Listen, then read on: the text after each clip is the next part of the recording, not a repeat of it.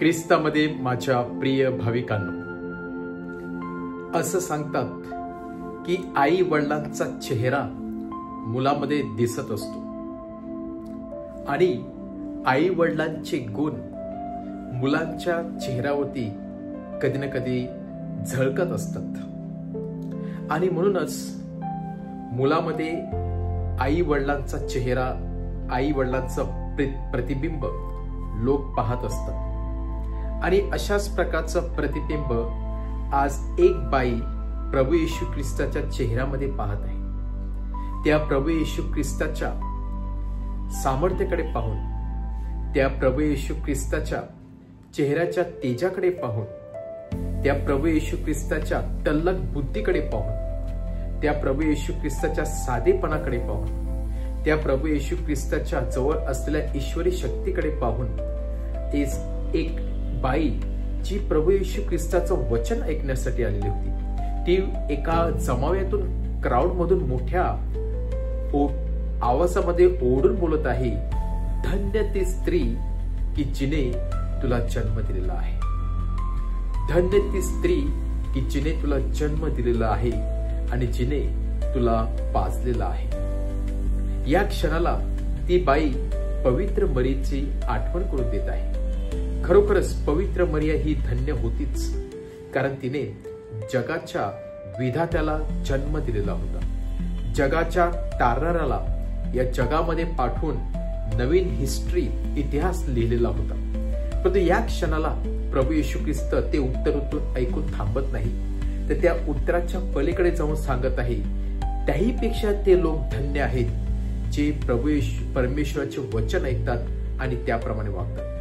येथे प्रभू येशू ख्रिस्त त्या महिलेला अशा प्रकारचं उत्तर देऊन पवित्र मरीला अधिक उंच करत आहे, जणू काही या दोघांमधील संभाषण एका कोड्यामध्ये होतं। इथे कुठेही पवित्र मरीचा उल्लेख आलेला नाही, परंतु त्या बाईने आईचा उल्लेख केला, म्हणजेच पवित्र मरीचा उल्लेख केला, कारण तिने प्रभू येशू ख्रिस्ताला लिहायला, वाचायला, चालायला शिकवलेलं होतं, म्हणून आई ती धन्य होती। येथे प्रभू येशू ख्रिस्ताने इनडायरेक्टपणे आपली आईची स्तुती केली, धन्य जे परमेश्वराचे वचन ऐकतात। परमेश्वराचं वचन ऐकण्याचा बहुमान त्या स्त्रीला आलेला होता, त्या आईला आलेला होता, कारण परमेश्वराच्या वचनाप्रमाणे वागणारी, परमेश्वराचं वचन तंतोतंत आपल्या जीवनामध्ये पाळणारी, परमेश्वराचं वचन आपल्या हृदयामध्ये एका बी प्रमाणे ठेवून त्या बीतून अंकुर उगवणारी एकच स्त्री होती, ती म्हणजे पवित्र मरिया।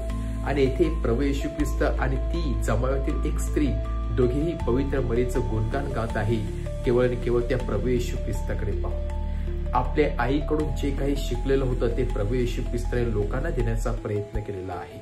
आणि म्हणूनच जी ती नाळ होती, पवित्र मरीची नाळ, जी प्रभू येशू ख्रिस्त उदरात असल्यापासून आपल्या पवित्र मरीकडून जे काही शिकलेला होता ते प्रभू येशू ख्रिस्त आज लोकांना शिकवत आहे। आणि म्हणूनच आज स्त्री प्रभू येशू ख्रिस्ताचं गुणगान गात आहे, प्रभू येशू ख्रिस्ताला धन्यवाद देत आहे आणि त्याच्याबरोबर त्याच्या आईची देखील स्तुती करत आहे।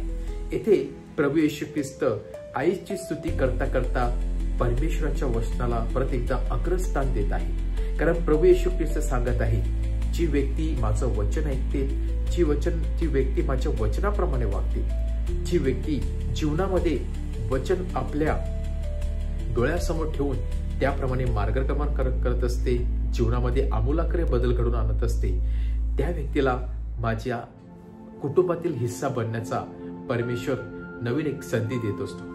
आपण देखील प्रभू येशू ख्रिस्ताच्या कुटुंबाचा सदस्य बनू शकतो, ज्याप्रमाणे पवित्र मरिया, संत योसेफ यांनी प्रभू येशू ख्रिस्ताला आपल्या काळजाप्रमाणे त्याची काळजी घेतली, प्रभू येशू ख्रिस्ताला लिहायला वाचायला शिकवलं, परमेश्वराच्या वचनाप्रमाणे ते वागले।